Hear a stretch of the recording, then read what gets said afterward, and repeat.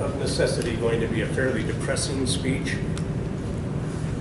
But there is a ray of sunshine at the very end. And I contend that that ray of sunshine is enough to counterbalance everything else I say. But let's get into the grunge of it all. Anybody who looked at that battle, First Bull Run, with any kind of historical perspective, would have probably compared it to the last military conflict we had gotten involved in, which was about 13 years earlier. It was against Mexico. They had a big chunk of real estate and they weren't too efficient, at least.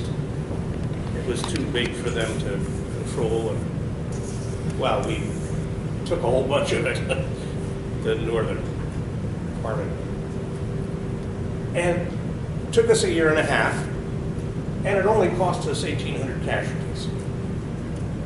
Cheap at the price, right?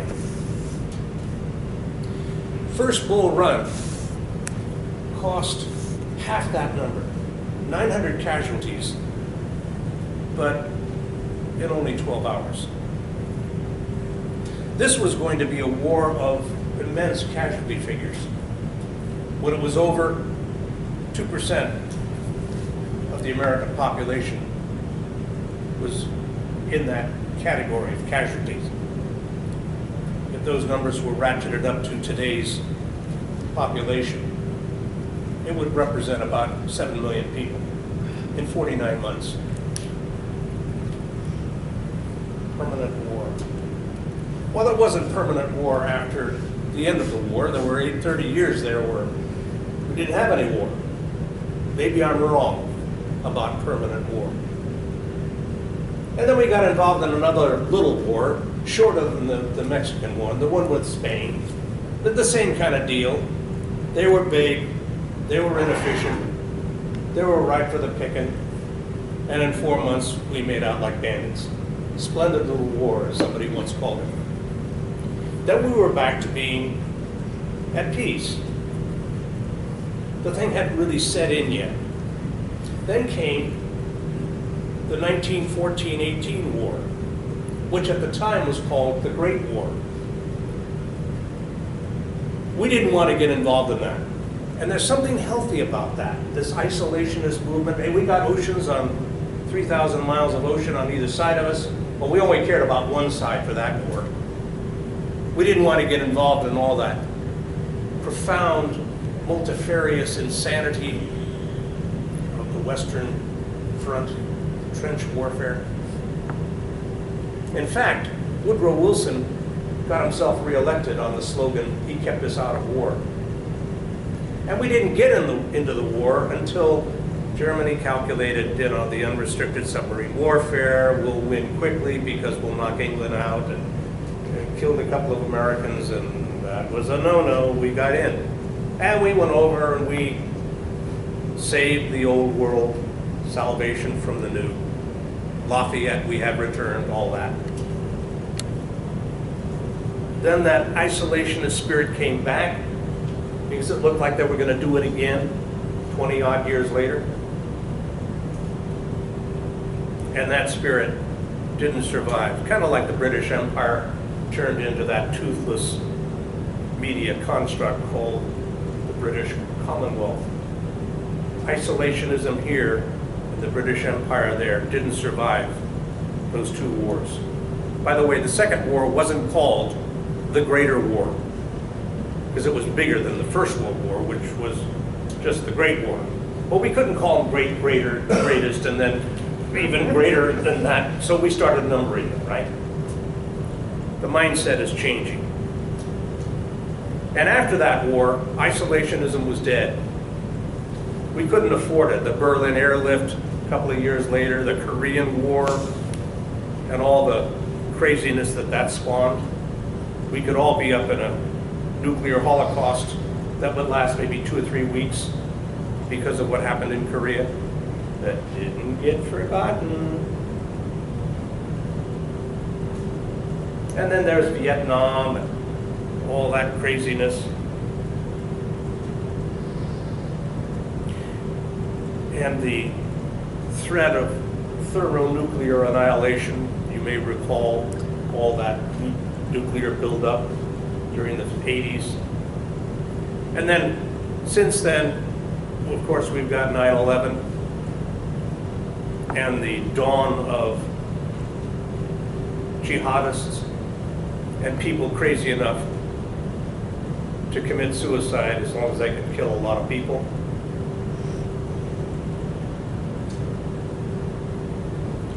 Our military has changed. We're not a draft-based military. It's a volunteer thing. We're real good at it. They may not be many, but we've got really well-trained people who are equipped with weaponry that is just mind-boggling. And now, we kind of lurch from one conflict to another. They're not big. 9/11 wasn't really big. It was spectacular, but not big. And it could be easily replicated. You knock out a water supply for Duluth, or whatever, because it's all vulnerable, isn't it, to somebody really dedicated. And of course, we're not all that innocent in terms of, we're not just fighting jihadists, we're also creating them in all kinds of ways. So we've gone from a point where the innocence of Bull Run is well in the rear view mirror. That kind of little boy attitude towards war, brass bands and parades and people in dazzling uniforms, not like homespun, right? It'll be a quick, easy war.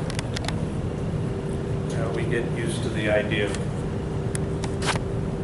the systematic and mass destruction of life and property.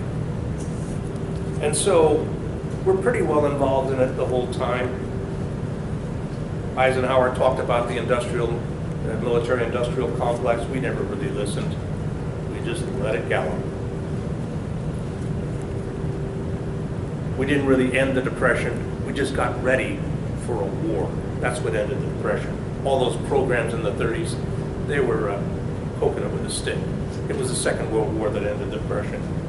Getting back to systematic and mass destruction of life and property. That's the mission of the military.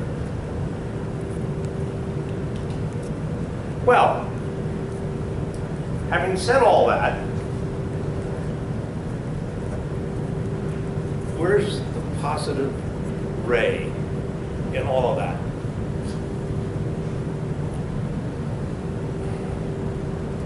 And I think we need a sense of vision that extends beyond what we see, based on what we see. You see, every war, every conflict that humans have with one another runs somewhat along these lines. I'm right and you're wrong. How can you be so stupid? That's going to get your back up, because you're going to say, wait a minute, I'm right and you're wrong. How could you be so stupid? And now you got my back up. And without any trouble, well, nowadays we're armed to the teeth anyway, so why not go the whole way? But the facts of the matter are, you're not stupid, and neither am I. And if we, I don't know, look at the Crusades, Deus vult, God wills it. No, he doesn't. He doesn't will it, even though that was the battle cry of the First Crusade in 996. And that was issued by none other than the Pope of the day. None of that is true. You're not wrong because you don't agree with me. You just have an enriched contribution to make.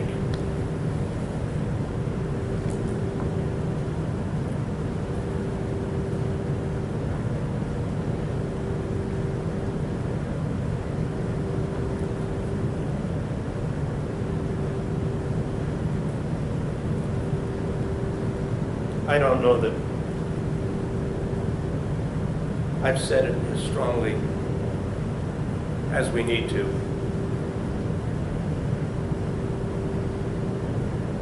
I certainly don't like to assume that everything I said before is all that's needed to be said, because there is hope. There are waterfalls and flowers that need to be examined. There is laughter and children and playfulness, and they have a place, and we can't let go of them. And we have to be very careful not to say, "How could you be so stupid?" Madam Toastmaster.